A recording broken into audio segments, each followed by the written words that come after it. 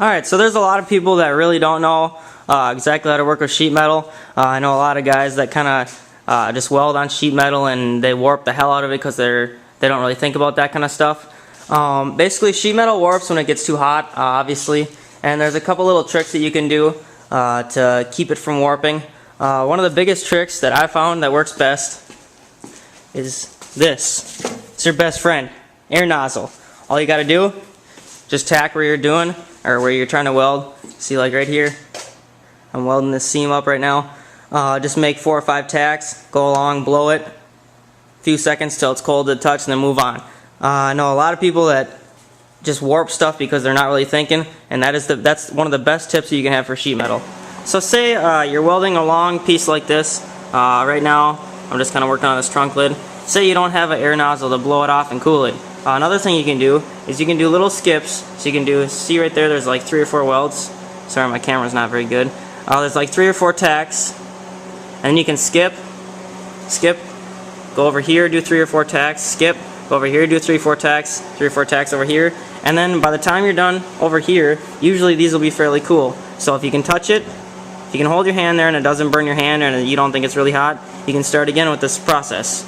Just make sure if you don't have an air compressor, you're doing that so you don't warp your sheet metal.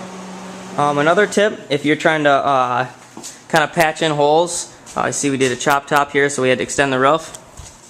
Another trick, if it's a flat spot, those braces in there, you weld one on each side, and then this acts as a seat for your metal to go on, so you get a perfectly flat perfectly flat surface.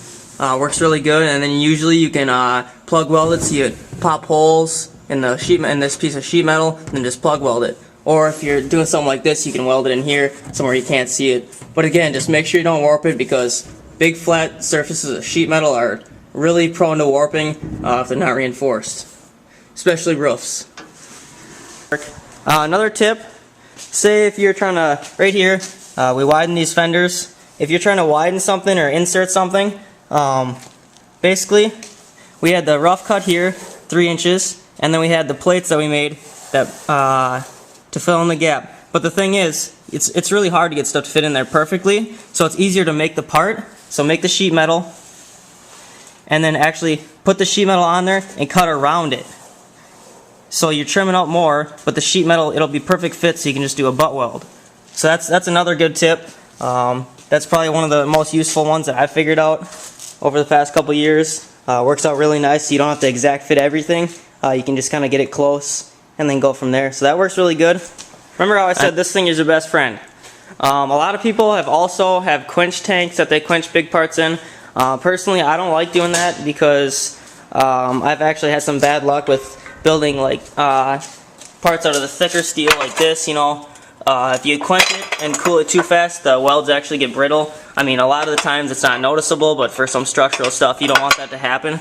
So for the structural stuff, the thicker stuff that's not going to warp, it's really not a big deal to let it get hot and then cool on its own. Slow cool builds a stronger weld. But for sheet metal, you don't really have that luxury. You know, you don't have the luxury of, oh, it'll cool down and it'll be straight. So I know on this, when I first started doing this, I got some warpage in here, and then I figured out that little air nozzle trick. This was years ago now, but I figured out that air nozzle trick, and it's really helped me for everything else we've done on here. So that's a good trick. Just keep in mind the part you're trying to weld, is it structural? Does it need to be super strong, or can it be a little bit more faster cooling better for the part you're building? Also, when you're bending steel, I have a brake, so I'm lucky. So I actually have the bend allowance written right on here. So for 18 gauge, for a 90-degree bend, you have to have 110 thousandths. You have to add that to the total, because that's what amount it's going to take off of your total end piece. So even if you don't have a brake, take the bend allowance into consideration, because that can cause difficulties with parts being exactly what you want them to, like exactly how you want them to fit. Another tip, this is just basic kind of door gapping stuff here. See how these door gaps are fairly nice? It's really easy to do. Basically, you just get this line how you want it, this body line here, and then all you gotta do is right here. See, I actually added dowel rod. I have another video that's more in depth on that you guys can watch. That shows me adding the dowel rod, and then all you do is you take a grinder to kind of get it to the size or get to the gap you want. Exactly. Just keep grinding down, keep shutting it, checking it, grinding down, checking it. Here's a tip for if your body panel is dented in. This panel right here, this car was actually smashed on this side, so this panel is kind of smushed in, and the door, it didn't exactly line up this way with the door. Now I got it fixed, but for those kind of situations, you're going to want to cut it. I'll show you what I did here.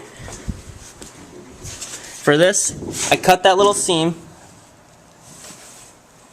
right in here. I guess you probably can't really see it, but I cut the seam so you can have this all cut, and then you get a screwdriver or something and kind of pry it out till it's where you want it. Just like before, you got to keep shutting the door, keep checking it, and then basically all you do, since it's going to be spread out, probably this one was spread out about, I'd say about half an inch, because it was dented in about half an inch. All you got to do is go in there with a piece of steel on the inside, weld it in, fill that gap that you just opened up when you pried on it, and then just kind of, finish it up. Make sure when you're welding that in that you don't let it warp, and that you take your time and go down the door slowly so that you can get everything exactly how you want it, because the better the metalwork is, the better the Bondo is going to turn out. The longer the Bondo will last, the longer the paint job will last, just the better it'll look. Metal is just one of those things, you just got to take your time, think critically, don't rush through anything, you get what you put into it.